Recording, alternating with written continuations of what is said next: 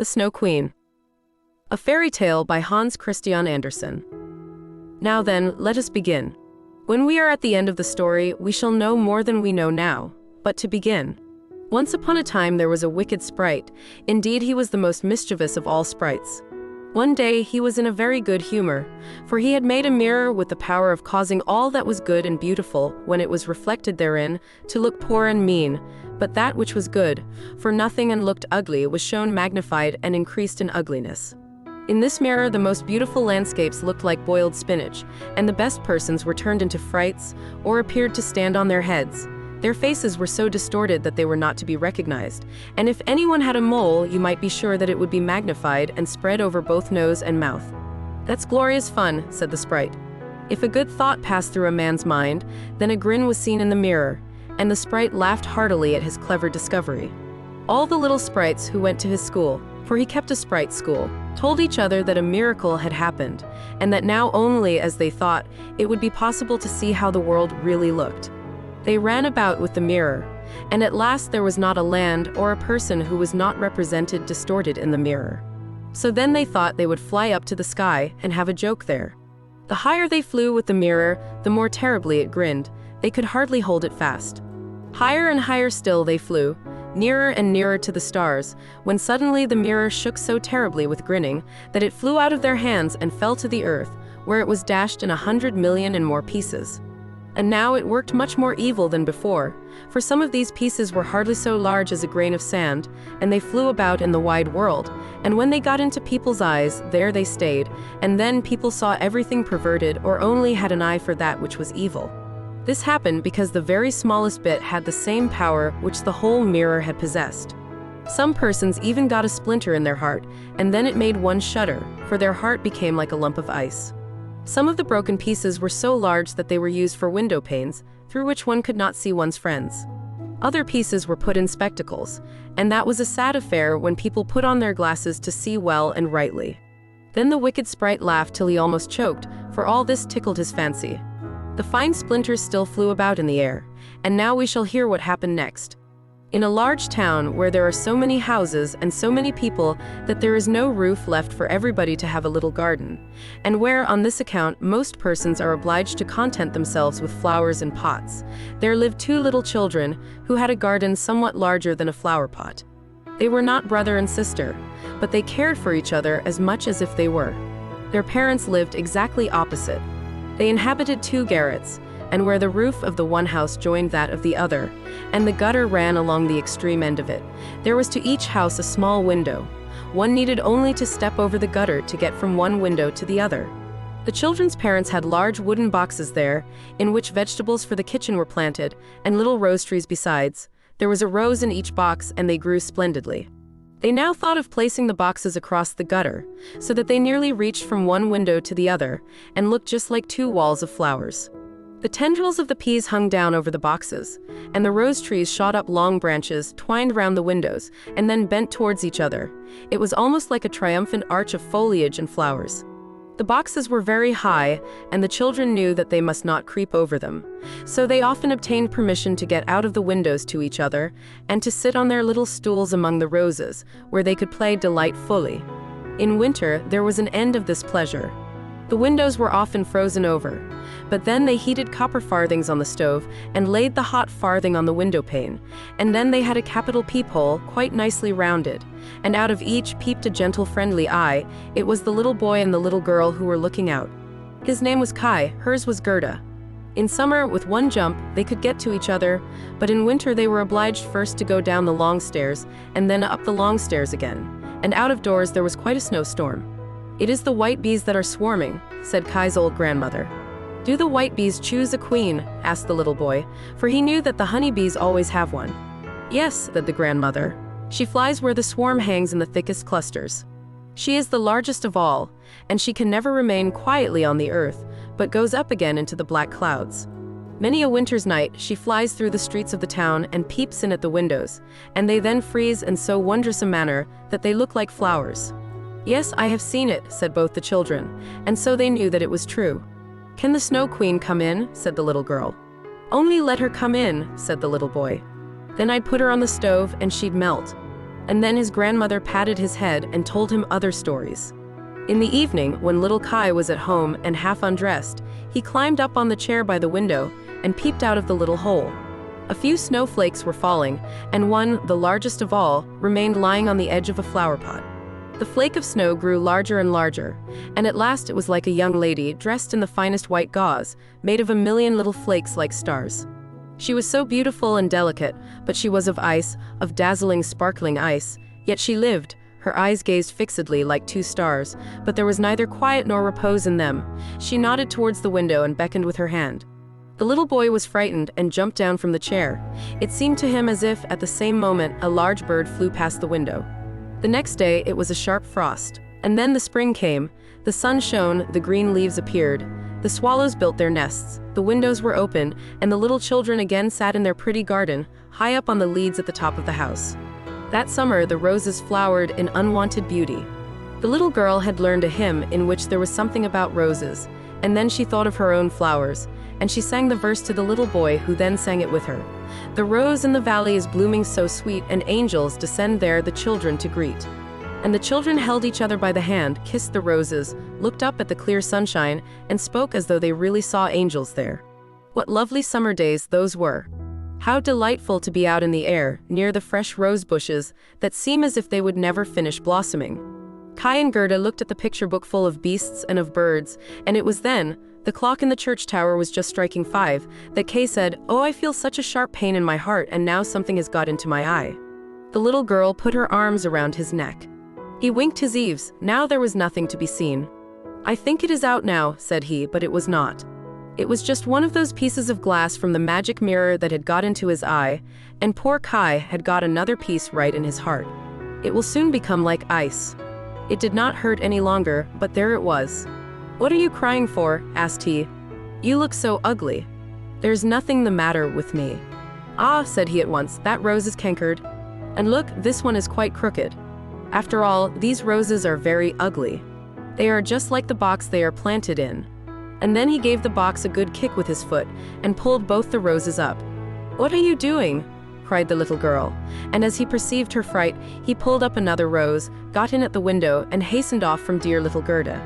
Afterwards, when she brought her picture book, he asked, "What horrid beasts have you there?"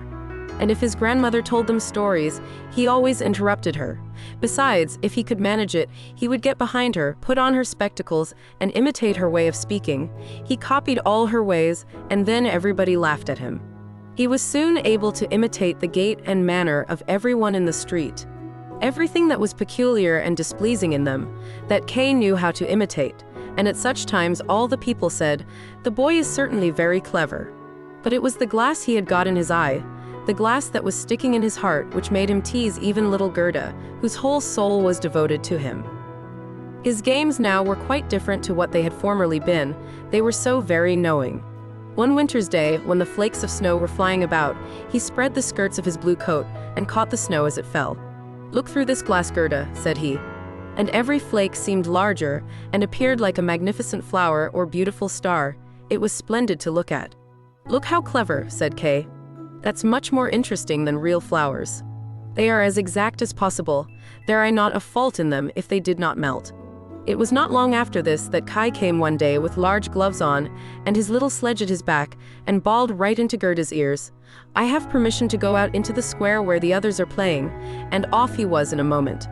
There in the marketplace, some of the boldest of the boys used to tie their sledges to the carts as they passed by, and so they were pulled along and got a good ride. It was so capital. Just as they were in the very height of their amusement, a large sledge passed by. It was painted quite white, and there was someone in it wrapped up in a rough white mantle of fur, with a rough white fur cap on his head. The sledge drove round the square twice, and Kai tied on his sledge as quickly as he could, and off he drove with it. On they went quicker and quicker into the next street, and the person who drove turned round to Kay and nodded to him in a friendly manner, just as if they knew each other. Every time he was going to untie his sledge, the person nodded to him, and then Kay sat quiet, and so on they went till they came outside the gates of the town. Then the snow began to fall so thickly that the little boy could not see an arm's length before him, but still on he went, when suddenly he let go the string he held in his hand in order to get loose from the sledge, but it was of no use. Still the little vehicle rushed on with the quickness of the wind. He then cried as loud as he could, but no one beard him. The snow drifted and the sledge flew on, and sometimes it gave a jerk as though they were driving over hedges and ditches. He was quite frightened, and he tried to repeat the Lord's Prayer, but all he could do, he was only able to remember the multiplication table. The snowflakes grew larger and larger, till at last they looked just like great white fowls. Suddenly they flew on one side, the large sledge stopped, and the person who drove rose up. It was a lady, her cloak and cap were of snow. She was tall and of slender figure, and of a dazzling whiteness. It was the Snow Queen. "We have traveled fast," said she, "but it is freezingly cold. Come under my bear skin." And she put him in the sledge beside her, wrapped the fur round him, and he felt as though he were sinking in a snow wreath. "Are you still cold?" asked she, and then she kissed his forehead. It was colder than ice. It penetrated to his very heart, which was already almost a frozen lump. It seemed to him as if he were about to die, but a moment more and it was quite congenial to him, and he did not remark the cold that was around him. "My sledge, do not forget my sledge." It was the first thing he thought of. It was there tied to one of the white chickens, who flew along with it on his back behind the large sledge. The Snow Queen kissed Kay once more, and then he forgot little Gerda, grandmother, and all whom he had left at his home. "Now you will have no more kisses," said she, "or else I should kiss you to death." Kay looked at her. She was very beautiful, a more clever, or a more lovely countenance he could not fancy to himself, and she no longer appeared of ice as before when she sat outside the window and beckoned to him. In his eyes she was perfect, he did not fear her at all, and told her that he could calculate in his head and with fractions even, that he knew the number of square miles there were in the different countries and how many inhabitants they contained, and she smiled while he spoke. It then seemed to him as if what he knew was not enough, and he looked upwards in the large huge empty space above him, and on she flew with him, flew high over the black clouds, while the storm moaned and whistled as though it were singing some old tune. On they flew over woods and lakes, over seas and many lands, and beneath them the chilling storm rushed fast, the wolves howled, the snow crackled. Above them flew large screaming crows, but higher up appeared the moon, quite large and bright, and it was on it that Kay gazed during the long, long winter's night, while by day he slept at the feet of the Snow Queen. But what became of little Gerda when Kay did not return? Where could he be? Nobody knew, nobody could give any intelligence. All the boys knew was that they had seen him tie his sledge to another large and splendid one, which drove down the street and out of the town. Nobody knew where he was, many sad tears were shed, and little Gerda wept long and bitterly. At last she said he must be dead, that he had been drowned in the river which flowed close to the town. Oh, those were very long and dismal winter evenings. At last spring came with its warm sunshine. "Kay is dead and gone," said little Gerda. "That I don't believe," said the sunshine. "Kay is dead and gone," said she to the swallows. "That I don't believe," said they, and at last little Gerda did not think so any longer either. "I'll put on my red shoes," said she one morning. "Kay has never seen them, and then I'll go down to the river and ask there." It was quite early. She kissed her old grandmother, who was still asleep, put on her red shoes, and went alone to the river. "Is it true that you have taken my little playfellow? I will make you a present of my red shoes, if you will give him back to me." And as it seemed to her, the blue waves nodded in a strange manner.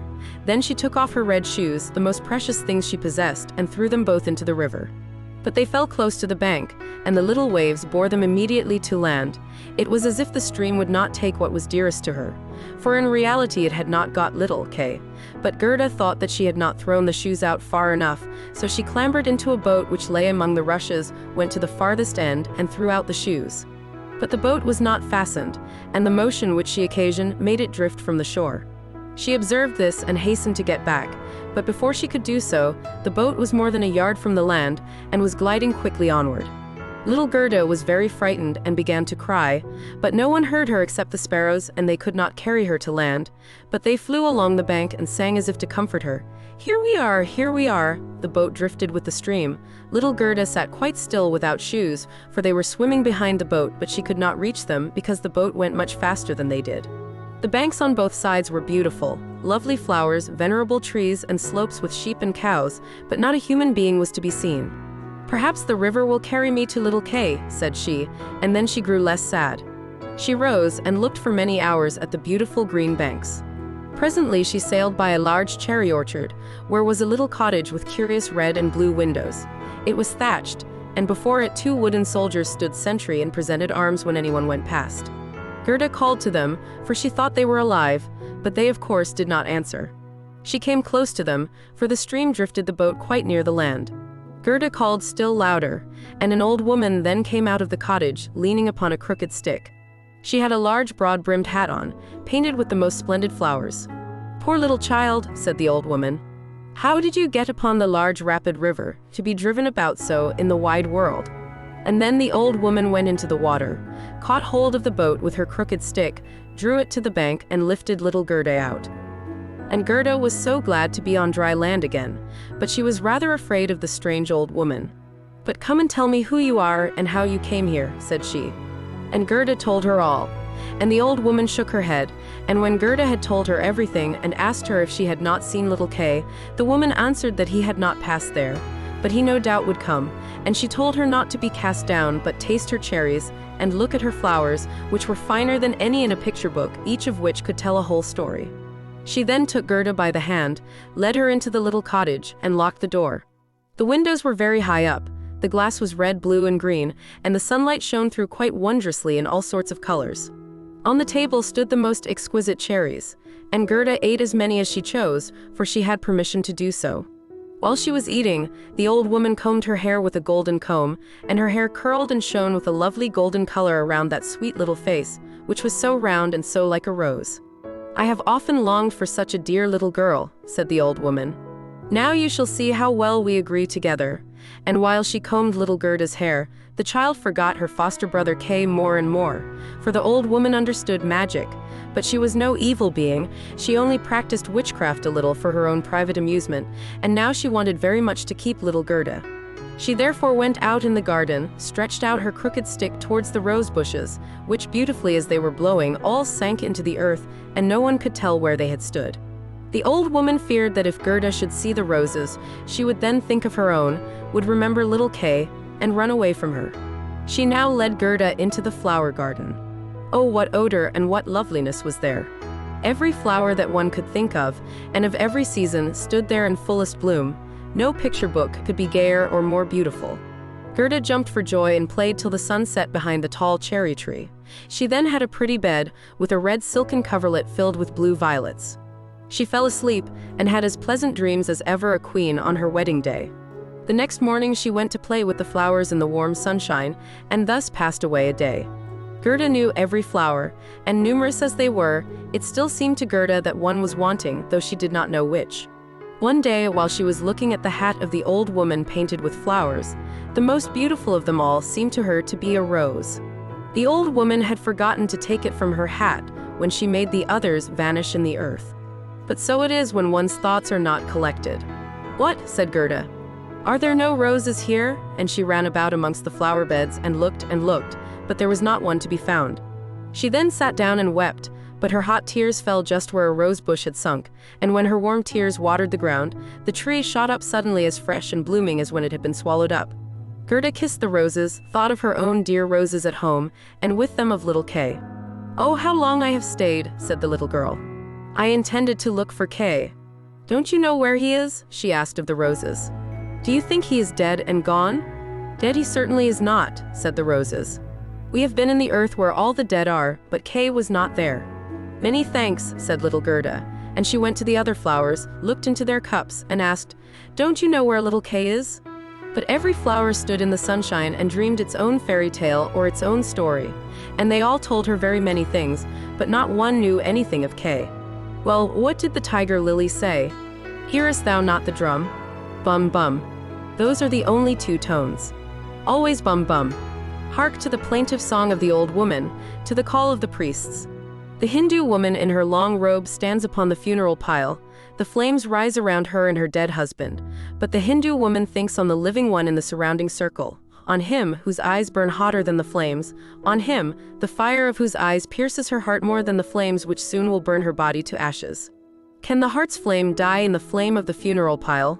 "I don't understand that at all," said little Gerda. "That is my story," said the lily. "What did the convolvulus say?" "Projecting over a narrow mountain path there hangs an old feudal castle. Thick evergreens grow on the dilapidated walls, and around the altar, where a lovely maiden is standing. She bends over the railing and looks out upon the rose. No fresher rose hangs on the branches than she, no apple blossom carried away by the wind is more buoyant. How her silken robe is rustling, is he not yet come? Is it Kay that you mean? Asked little Gerda. I am speaking about my story, about my dream, answered the Kenvolvulus. What did the snowdrop say? Between the trees a long board is hanging, it is a swing. Two little girls are sitting in it, and swing themselves backwards and forwards. Their frocks are as white as snow, and long green silk ribbons flutter from their bonnets. Their brother, who is older than they are, stands up in the swing. He twines his arms round the cords to hold himself fast, for in one hand he has a little cup, and in the other a clay pipe. He is blowing soap bubbles. The swing moves, and the bubbles float in charming changing colors. The last is still hanging to the end of the pipe and rocks in the breeze. The swing moves. The little black dog, as light as a soap bubble, jumps up on his hind legs to try to get into the swing. It moves, the dog falls down, barks and is angry. They tease him, the bubble bursts. A swing, a bursting bubble, such is my song. What you relate may be very pretty, but you tell it in so melancholy a manner, and do not mention Kay. What do the hyacinths say? There were once upon a time 3 sisters, quite transparent and very beautiful. The robe of the one was red, that of the second blue, and that of the third white. They danced hand in hand beside the calm lake in the clear moonshine. They were not elfin maidens, but mortal children. A sweet fragrance was smelt, and the maidens vanished in the wood. The fragrance grew stronger, 3 coffins, and in them 3 lovely maidens glided out of the forest and across the lake. The shining glowworms flew around like little floating lights. Do the dancing maidens sleep, or are they dead? The odor of the flowers says they are corpses. The evening bell tolls for the dead. You make me quite sad, said little Gerda. I cannot help thinking of the dead maidens. Oh, is little Kay really dead? The roses have been in the earth, and they say no. Ding dong sounded the hyacinth bells. We do not toll for little Kay, we do not know him. That is our way of singing, the only one we have. And Gerda went to the ranunculuses that looked forth from among the shining green leaves. You are a little bright sun, said Gerda. Tell me if you know where I can find my playfellow. And the ranunculus shone brightly, and looked again at Gerda. What song could the ranunculus sing? It was one that said nothing about Kay either. In a small court, the bright sun was shining in the first days of spring. The beams glided down the white walls of a neighbor's house, and close by the fresh yellow flowers were growing, shining like gold in the warm sun rays. An old grandmother was sitting in the air, her granddaughter, the poor and lovely servant, just come for a short visit. She knows her grandmother. There was gold, pure virgin gold in that blessed kiss. There, that is my little story, said the ranunculus. My poor old grandmother, sighed Gerda. Yes, she is longing for me, no doubt. She is sorrowing for me as she did for little Kay. But I will soon come home, and then I will bring Kay with me. It is of no use asking the flowers, they only know their own old rhymes and can tell me nothing. And she tucked up her frock, to enable her to run quicker, but the narcissus gave her a knock on the leg just as she was going to jump over it.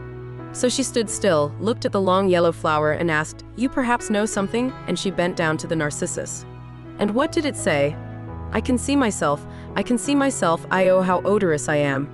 Up in the little garret there stands, half-dressed, a little dancer. She stands now on one leg, now on both. She despises the whole world, yet she lives only in imagination. She pours water out of the teapot over a piece of stuff which she holds in her hand. It is the bodice. Cleanliness is a fine thing. The white dress is hanging on the hook. It was washed in the teapot and dried on the roof. She puts it on, ties a saffron-colored kerchief round her neck, and then the gown looks whiter. I can see myself. That's nothing to me, said little Gerda. That does not concern me. And then off she ran to the further end of the garden. The gate was locked, but she shook the rusted bolt till it was loosened, and the gate opened, and little Gerda ran off barefooted into the wide world. She looked round her thrice, but no one followed her. At last she could run no longer.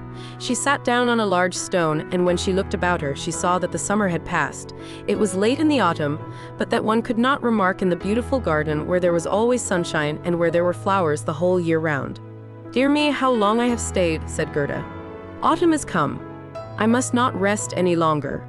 And she got up to go further. Oh, how tender and wearied her little feet were. All around it looked so cold and raw. The long willow leaves were quite yellow, and the fog dripped from them like water. One leaf fell after the other. The sloes only stood full of fruit which set one's teeth on edge. Oh, how dark and comfortless it was in the dreary world. Gerda was obliged to rest herself again, when exactly opposite to her, a large raven came hopping over the white snow. He had long been looking at Gerda and shaking his head, and now he said, "Good day, good day." He could not say it better, but he felt a sympathy for the little girl and asked her where she was going all alone. The word alone Gerda understood quite well, and felt how much was expressed by it, so she told the raven her whole history and asked if he had not seen Kay. The raven nodded very gravely and said, "It may be, it may be." "What, do you really think so?" cried the little girl, and she nearly squeezed the raven to death, so much did she kiss him. "Gently, gently," said the raven. "I think I know. I think that it may be little Kay. But now he has forgotten you for the princess." "Does he live with a princess?" asked Gerda.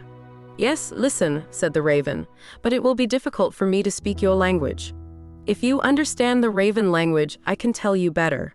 "No, I have not learnt it," said Gerda, "but my grandmother understands it and she can speak gibberish too."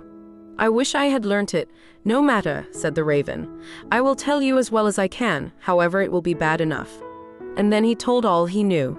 "In the kingdom where we now are, there lives a princess who is extraordinarily clever, for she has read all the newspapers in the whole world and has forgotten them again. So clever is she. She was lately, it is said, sitting on her throne, which is not very amusing after all, when she began humming an old tune, and it was just, 'Oh, why should I not be married? That song is not without its meaning,' said she, and so then she was determined to marry, but she would have a husband who knew how to give an answer when he was spoken to, not one who looked only as if he were a great personage, for that is so tiresome. She then had all the ladies of the court drummed together, and when they heard her intention, all were very pleased and said, 'We are very glad to hear it. It is the very thing we were thinking of.'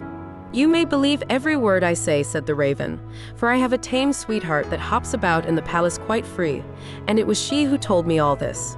The newspapers appeared forthwith with a border of hearts and the initials of the princess, and therein you might read that every good-looking young man was at liberty to come to the palace and speak to the princess, and he who spoke in such wise as showed he felt himself at home there, that one the princess would choose for her husband. 'Yes, yes,' said the raven, 'you may believe it. It is as true as I am sitting here.' People came in crowds. There was a crush and a hurry, but no one was successful either on the first or second day. They could all talk well enough when they were out in the street, but as soon as they came inside the palace gates and saw the guard richly dressed in silver, and the lackeys in gold on the staircase, and the large illuminated saloons, then they were abashed, and when they stood before the throne on which the princess was sitting, all they could do was to repeat the last word they had uttered, and to hear it again did not interest her very much. It was just as if the people within were under a charm, and had fallen into a trance till they came out again into the street, for then, oh then, they could chatter enough. There was a whole row of them standing from the town gates to the palace. I was there myself to look," said the raven. "They grew hungry and thirsty, but from the palace they got nothing whatever, not even a glass of water. Some of the cleverest, it is true, had taken bread and butter with them, but none shared it with his neighbor, for each thought, 'Let him look hungry, and then the princess won't have him.' But Kay, little Kay," said Gerda, "when did he come? Was he among the number?" "Patience, patience, we are just come to him. It was on the third day when a little personage without horse or equipage came marching right boldly up to the palace. His eyes shone like yours, he had beautiful long hair, but his clothes were very shabby." "That was Kay," cried Gerda with a voice of delight. "Oh, now I've found him," and she clapped her hands for joy. "He had a little knapsack at his back," said the raven. "No, that was certainly his sledge," said Gerda, "for when he went away he took his sledge with him." "That may be," said the raven. "I did not examine him so minutely, but I know from my tame sweetheart that when he came into the courtyard of the palace and saw the bodyguard in silver, the lackeys on the staircase, he was not the least abashed. He nodded and said to them, 'It must be very tiresome to stand on the stairs, for my part I shall go in.' The saloons were gleaming with lustres. Privy councillors and excellencies were walking about barefooted and wore gold keys. It was enough to make anyone feel uncomfortable. His boots creaked too so loudly, but still he was not at all afraid. "That's Kay for certain," said Gerda. "I know he had on new boots. I have heard them creaking in Grandmamma's room." "Yes, they creaked," said the raven. And on he went boldly up to the princess, who was sitting on a pearl as large as a spinning wheel. All the ladies of the court, with their attendants and attendants, and all the cavaliers, with their gentlemen and gentlemen's gentlemen, stood round, and the nearer they stood to the door, the prouder they looked. It was hardly possible to look at the gentleman's gentleman, so very haughtily did he stand in the doorway. "It must have been terrible," said little Gerda. And did Kay get the princess? Were I not a raven, I should have taken the princess myself, although I am promised. It is said he spoke as well as I speak when I talk raven language. This I learned from my tame sweetheart. He was bold and nicely behaved. He had not come to woo the princess, but only to hear her wisdom. She pleased him, and he pleased her. Yes, yes, for certain that was Kay, said Gerda. He was so clever, he could reckon fractions in his head. Oh, won't you take me to the palace? That is very easily said, answered the raven. But how are we to manage it? I'll speak to my tame sweetheart about it. She must advise us, for so much I must tell you, such a little girl as you are will never get permission to enter. Oh yes, I shall, said Gerda. When Kay hears that I am here, he will come out directly to fetch me. Wait for me here on these steps, said the raven. He moved his head backwards and forwards and flew away. The evening was closing in when the raven returned. He said, "She sends you her compliments, and here's a roll for you." She took it out of the kitchen, where there is bread enough. You are hungry, no doubt. It is not possible for you to enter the palace, for you are barefooted. The guards in silver and the lackeys in gold would not allow it. But do not cry, you shall come in still. My sweetheart knows a little backstair that leads to the bedchamber, and she knows where she can get the key of it. And they went into the garden in the large avenue, where one leaf was falling after the other. And when the lights in the palace had all gradually disappeared, the raven led little Gerda to the back door, which stood half open. Oh, how Gerda's heart beat with anxiety and longing. It was just as if she had been about to do something wrong, and yet she only wanted to know if little Kay was there. Yes, he must be there. She called to mind his intelligent eyes and his long hair so vividly she could quite see him as he used to laugh when they were sitting under the roses at home. He will no doubt be glad to see you, to hear what a long way you have come for his sake, to know how unhappy all at home were when he did not come back. Oh, what a fright and a joy it was. They were now on the stairs. A single lamp was burning there, and on the floor stood the tame raven, turning her head on every side and looking at Gerda, who bowed as her grandmother had taught her to do. My intended has told me so much good of you, my dear young lady, said the tame raven. Your tale is very affecting. If you will take the lamp, I will go before. We will go straight on, for we shall meet no one. I think there is somebody just behind us, said Gerda, and something rushed past. It was like shadowy figures on the wall, horses with flowing manes and thin legs, huntsmen, ladies and gentlemen on horseback. They are only dreams, said the raven. They come to fetch the thoughts of the high personages to the chase. 'Tis well, for now you can observe them in bed all the better. But let me find, when you enjoy honor and distinction, that you possess a grateful heart. That's not worth talking about, said the raven of the woods. They now entered the first saloon, which was of rose-colored satin with artificial flowers on the wall. Here the dreams were rushing past, but they hastened by so quickly that Gerda could not see the high personages. One hall was more magnificent than the other, one might indeed well be abashed, and at last they came into the bedchamber. The ceiling of the room resembled a large palm tree with leaves of glass, of costly glass, and in the middle from a thick golden stem hung two beds, each of which resembled a lily. One was white, and in this lay the princess. The other was red, and it was here that Gerda was to look for little Kay. She bent back one of the red leaves and saw a brown neck. Oh, that was Kay. She called him quite loud by name, held the lamp towards him. The dreams rushed back again into the chamber. He awoke, turned his head, and it was not little Kay. The prince was only like him about the neck, but he was young and handsome. And out of the white lily leaves the princess peeped too, and asked what was the matter. Then little Gerda cried and told her whole history, and all that the ravens had done for her. Poor little thing, said the prince and the princess. They praised the ravens very much, and told them they were not at all angry with them, but they were not to do so again. However, they should have a reward. Will you fly about here at liberty, asked the princess, or would you like to have a fixed appointment as court ravens, with all the broken bits from the kitchen? And both the ravens nodded and begged for a fixed appointment, for they thought of their old age and said, "It is a good thing to have a provision for our old days." And the prince got up and let Gerda sleep in his bed, and more than this he could not do. She folded her little hands and thought, how good men and animals are, and she then fell asleep and slept soundly. All the dreams flew in again, and they now looked like the angels. They drew a little sledge in which little Kay sat and nodded his head, but the whole was only a dream, and therefore it all vanished as soon as she awoke. The next day she was dressed from head to foot in silk and velvet. They offered to let her stay at the palace, and lead a happy life, but she begged to have a little carriage with a horse in front, and for a small pair of shoes. Then, she said, she would again go forth in the wide world and look for Kay. Shoes and a muff were given her. She was too dressed very nicely, and when she was about to set off, a new carriage stopped before the door. It was of pure gold, and the arms of the prince and princess shone like a star upon it. The coachman, the footmen, and the outriders, for outriders were there too, all wore golden crowns.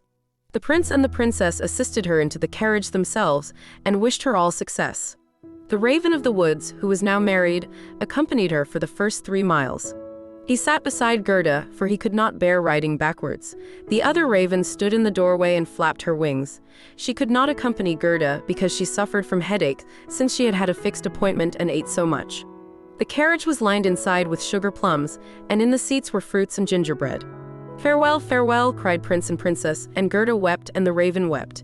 Thus passed the first miles, and then the raven bade her farewell, and this was the most painful separation of all. He flew into a tree and beat his black wings as long as he could see the carriage that shone from afar like a sunbeam. They drove through the dark wood, but the carriage shone like a torch, and it dazzled the eyes of the robbers so that they could not bear to look at it. "'Tis gold, 'tis gold," they cried, and they rushed forward, seized the horses, knocked down the little postilion, the coachman, and the servants, and pulled little Gerda out of the carriage. "How plump, how beautiful she is! She must have been fed on nut kernels," said the old female robber, who had a long scrubby beard and bushy eyebrows that hung down over her eyes. "She is as good as a fatted lamb. How nice she will be!" And then she drew out a knife, the blade of which shone so that it was quite dreadful to behold. "Oh!" cried the woman at the same moment. She had been bitten in the ear by her own little daughter, who hung at her back, and who was so wild and unmanageable that it was quite amusing to see her. "You naughty child," said the mother, and now she had not time to kill Gerda.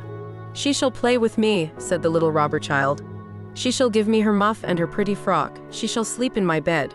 And then she gave her mother another bite, so that she jumped and ran round with the pain, and the robbers laughed and said, "Look how she is dancing with the little one." "I will go into the carriage," said the little robber maiden, and she would have her will, for she was very spoiled and very headstrong. She and Gerda got in, and then away they drove over the stumps of felled trees, deeper and deeper into the woods. The little robber maiden was as tall as Gerda, but stronger, broader-shouldered, and of dark complexion. Her eyes were quite black, they looked almost melancholy. She embraced little Gerda and said, "They shall not kill you as long as I am not displeased with you. You are doubtless a princess?" "No," said little Gerda, who then related all that had happened to her, and how much she cared about little Kay. The little robber maiden looked at her with a serious air, nodded her head slightly, and said, "They shall not kill you, even if I am angry with you. Then I will do it myself," and she dried Gerda's eyes and put both her hands in the handsome muff, which was so soft and warm. At length the carriage stopped. They were in the midst of the courtyard of a robber's castle. It was full of cracks from top to bottom, and out of the openings magpies and rooks were flying, and the great bulldogs, each of which looked as if he could swallow a man, jumped up, but they did not bark, for that was forbidden. In the midst of the large old smoking hall burned a great fire on the stone floor. The smoke disappeared under the stones and had to seek its own egress. In an immense cauldron soup was boiling, and rabbits and hares were being roasted on a spit. "You shall sleep with me tonight with all my animals," said the little robber maiden.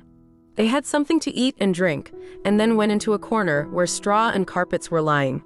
Beside them, on laths and perches, sat nearly 100 pigeons, all asleep seemingly, but yet they moved a little when the robber maiden came.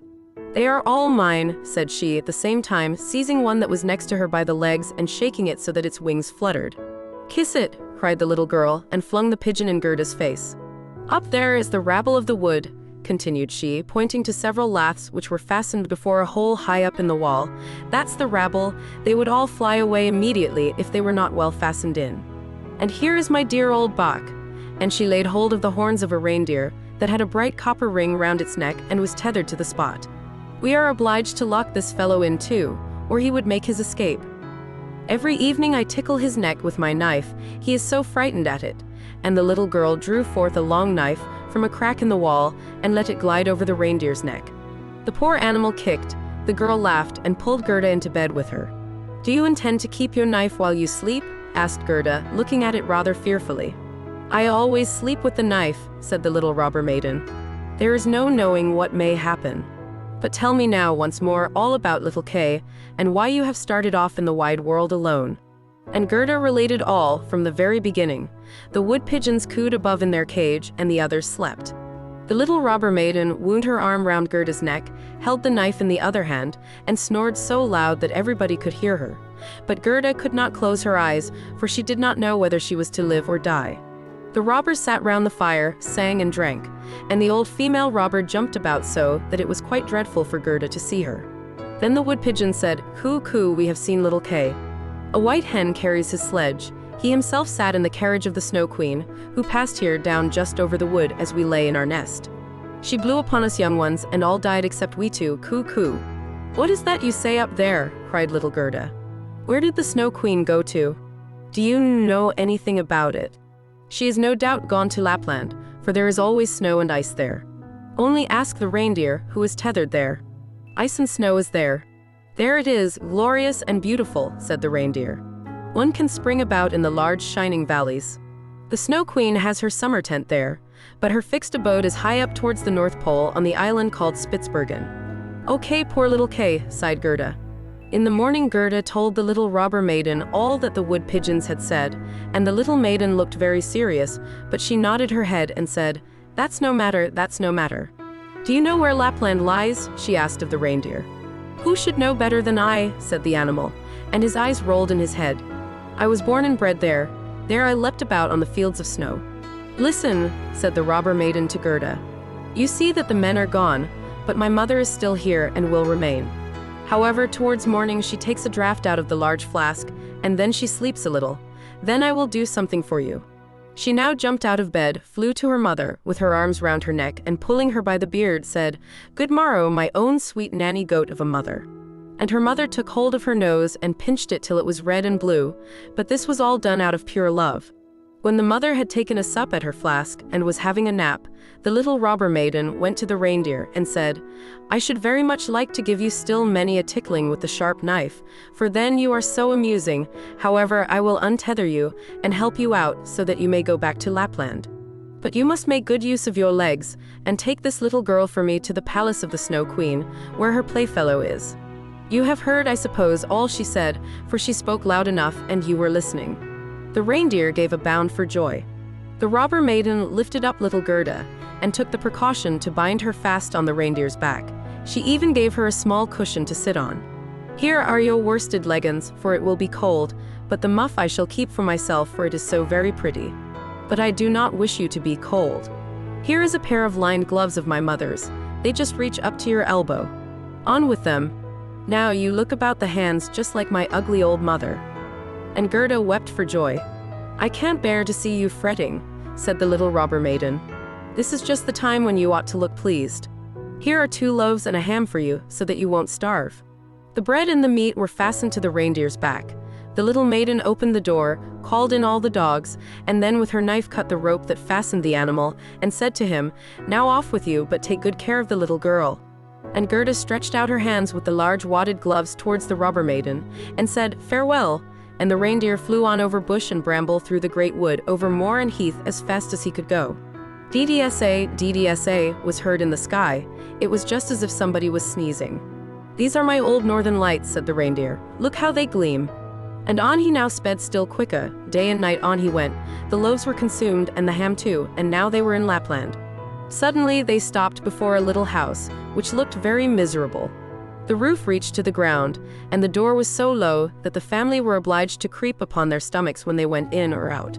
Nobody was at home except an old Lapland woman, who was dressing fish by the light of an oil lamp. And the reindeer told her the whole of Gerda's history, but first of all his own, for that seemed to him of much greater importance. Gerda was so chilled that she could not speak. "Poor thing," said the Lapland woman, "you have far to run still. You have more than 100 miles to go before you get to Finland. There the Snow Queen has her country house, and burns blue lights every evening. I will give you a few words from me, which I will write on a dried haberdine, for paper I have none. This you can take with you to the Finland woman, and she will be able to give you more information than I can." When Gerda had warmed herself, and had eaten and drunk, the Lapland woman wrote a few words on a dried haberdine, begged Gerda to take care of them, put her on the reindeer, bound her fast, and away sprang the animal. DDSA, DDSA was again heard in the air. The most charming blue lights burned the whole night in the sky, and at last they came to Finland. They knocked at the chimney of the Finland woman, for as to a door, she had none. There was such a heat inside that the Finland woman herself went about almost naked. She was diminutive and dirty. She immediately loosened little Gerda's clothes, pulled off her thick gloves and boots, for otherwise the heat would have been too great, and after laying a piece of ice on the reindeer's head, read what was written on the fish skin. She read it 3 times. She then knew it by heart, so she put the fish into the cupboard, for it might very well be eaten, and she never threw anything away. Then the reindeer related his own story first, and afterwards that of little Gerda, and the Finland woman winked her eyes but said nothing. "You are so clever," said the reindeer. "You can, I know, twist all the winds of the world together in a knot. If the seaman loosens one knot, then he has a good wind. If a second, then it blows pretty stiffly. If he undoes the third and fourth, then it rages so that the forests are upturned. Will you give the little maiden a potion, that she may possess the strength of 12 men and vanquish the Snow Queen?" "The strength of 12 men," said the Finland woman. "Much good that would be." Then she went to a cupboard and drew out a large skin rolled up. When she had unrolled it, strange characters were to be seen written thereon, and the Finland woman read at such a rate that the perspiration trickled down her forehead. But the reindeer begged so hard for little Gerda, and Gerda looked so imploringly with tearful eyes at the Finland woman that she winked and drew the reindeer aside into a corner where they whispered together while the animal got some fresh ice put on his head. "'Tis true, little Kay is at the Snow Queen's, and finds everything there quite to his taste, and he thinks it the very best place in the world. But the reason of that is, he has a splinter of glass in his eye and in his heart. These must be got out first, otherwise he will never go back to mankind, and the Snow Queen will retain her power over him. But can you give little Gerda nothing to take, which will endue her with power over the whole? I can give her no more power than what she has already. Don't you see how great it is? Don't you see how men and animals are forced to serve her, how well she gets through the world barefooted? She must not hear of her power from us. That power lies in her heart, because she is a sweet and innocent child. If she cannot get to the Snow Queen by herself and rid little Kay of the glass, we cannot help her. 2 miles hence the garden of the Snow Queen begins. Thither you may carry the little girl. Set her down by the large bush with red berries standing in the snow. Don't stay talking, but hasten back as fast as possible." And now the Finland woman placed little Gerda on the reindeer's back, and off he ran with all imaginable speed. "Oh, I have not got my boots. I have not brought my gloves," cried little Gerda. She remarked she was without them from the cutting frost, but the reindeer dared not stand still. On he ran till he came to the great bush with the red berries, and there he set Gerda down, hissed her nose, while large bright tears flowed from the animal's eyes, and then back he went as fast as possible. There stood poor Gerda now, without shoes or gloves, in the very middle of dreadful icy Finland. She ran on as fast as she could. There then came a whole regiment of snowflakes, but they did not fall from above, and they were quite bright and shining from the aurora borealis. The flakes ran along the ground, and the nearer they came the larger they grew. Gerda well remembered how large and strange the snowflakes appeared when she once saw them through a magnifying glass, but now they were large and terrific in another manner. They were all alive. They were the outposts of the Snow Queen. They had the most wondrous shapes. Some looked like large ugly porcupines, others like snakes knotted together with their heads sticking out, and others again like small fat bears with the hair standing on end. All were of dazzling whiteness, all were living snowflakes. Little Gerda repeated the Lord's Prayer. The cold was so intense that she could see her own breath, which came like smoke out of her mouth. It grew thicker and thicker, and took the form of little angels that grew more and more when they touched the earth. All had helms on their heads and lances and shields in their hands. They increased in numbers, and when Gerda had finished the Lord's Prayer, she was surrounded by a whole legion. They thrust at the horrid snowflakes with their spears, so that they flew into 1,000 pieces, and little Gerda walked on bravely and in security. The angels patted her hands and feet, and then she felt the cold less, and went on quickly towards the palace of the Snow Queen. But now we shall see how Kay fared. He never thought of Gerda, and least of all that she was standing before the palace. What took place in the palace of the Snow Queen, and what happened afterward. The walls of the palace were of driving snow, and the windows and doors of cutting winds. There were more than 100 halls there, according as the snow was driven by the winds. The largest was many miles in extent. All were lighted up by the powerful aurora borealis, and all were so large, so empty, so icy cold, and so resplendent. Mirth never reigned there. There was never even a little bear ball with the storm for music, while the polar bears went on their hind legs and showed off their steps. Never a little tea party of white young lady foxes. Vast, cold, and empty were the halls of the Snow Queen. The northern lights shone with such precision that one could tell exactly when they were at their highest or lowest degree of brightness. In the middle of the empty, endless hall of snow was a frozen lake. It was cracked in 1,000 pieces, but each piece was so like the other that it seemed the work of a cunning artificer. In the middle of this lake sat the Snow Queen when she was at home, and then she said she was sitting in the mirror of understanding, and that this was the only one and the best thing in the world. Kay was quite blue, yes, nearly black with cold, but he did not observe it, for she had kissed away all feeling of cold from his body, and his heart was a lump of ice. He was dragging along some pointed flat pieces of ice, which he laid together in all possible ways, for he wanted to make something with them. Just as we have little flat pieces of wood to make geometrical figures with, called the Chinese puzzle. Kay made all sorts of figures, the most complicated, for it was an ice puzzle for the understanding. In his eyes the figures were extraordinarily beautiful, and of the utmost importance, for the bit of glass which was in his eye caused this. He found whole figures which represented a written word, but he never could manage to represent just the word he wanted.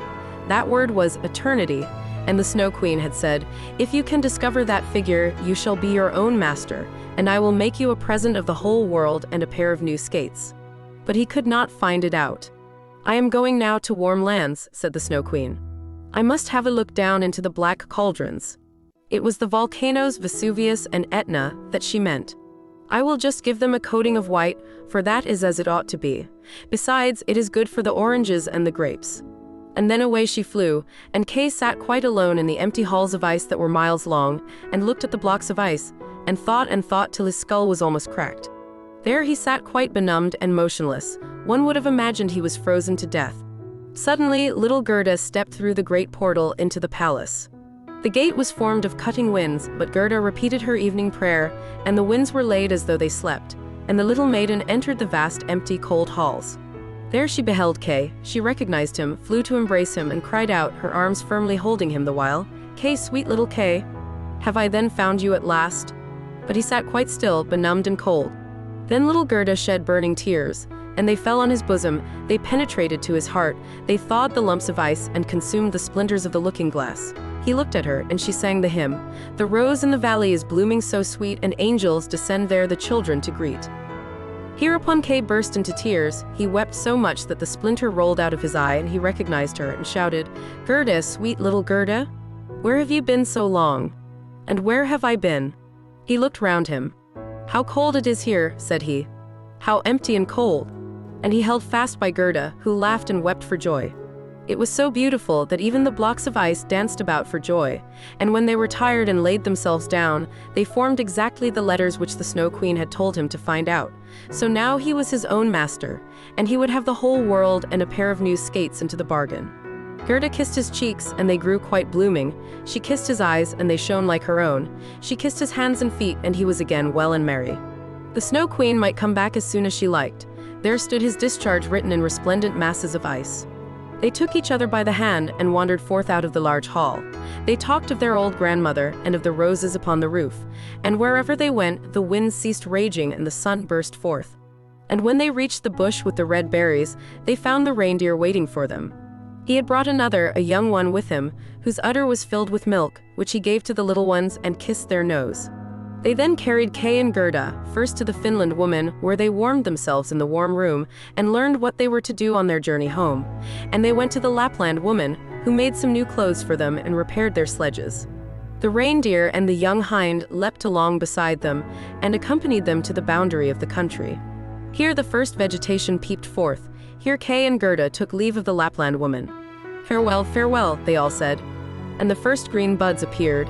The first little birds began to chirrup, and out of the wood came, riding on a magnificent horse, which Gerda knew.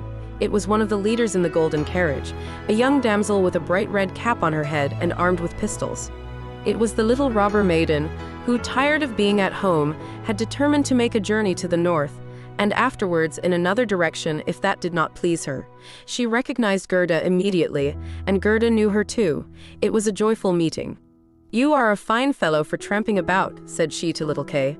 "I should like to know, faith, if you deserve that one should run from one end of the world to the other for your sake." But Gerda patted her cheeks and inquired for the prince and princess. "They are gone abroad," said the other. "But the raven?" asked little Gerda. "Oh, the raven is dead," she answered. "His tame sweetheart is a widow, and wears a bit of black worsted round her leg. She laments most piteously, but it's all mere talk and stuff. Now tell me what you've been doing, and how you managed to catch him." And Gerda and Kay both told their story. "And Schnipp Schnapp Schnurr Basselor," said the robber maiden, and she took the hands of each, and promised that if she should someday pass through the town where they lived, she would come and visit them, and then away she rode. Kay and Gerda took each other's hand. It was lovely spring weather with abundance of flowers and of verdure. The church bells rang, and the children recognized the high towers and the large town. It was that in which they dwelt. They entered and hastened up to their grandmother's room, where everything was standing as formerly. The clock said, tick-tack, and the finger moved round, but as they entered they remarked that they were now grown up. The roses on the leads hung blooming in at the open window. There stood the little children's chairs, and Kay and Gerda sat down on them, holding each other by the hand. They both had forgotten the cold, empty splendor of the Snow Queen, as though it had been a dream. The grandmother sat in the bright sunshine and read aloud from the Bible. "Unless ye become as little children, ye cannot enter the kingdom of heaven." And Kay and Gerda looked in each other's eyes, and all at once they understood the old hymn. "The rose in the valley is blooming so sweet, and angels descend there the children to greet." There sat the two grown-up persons, grown up and yet children, children at least in heart, and it was summertime, summer, glorious summer. And now we are at the end of the story.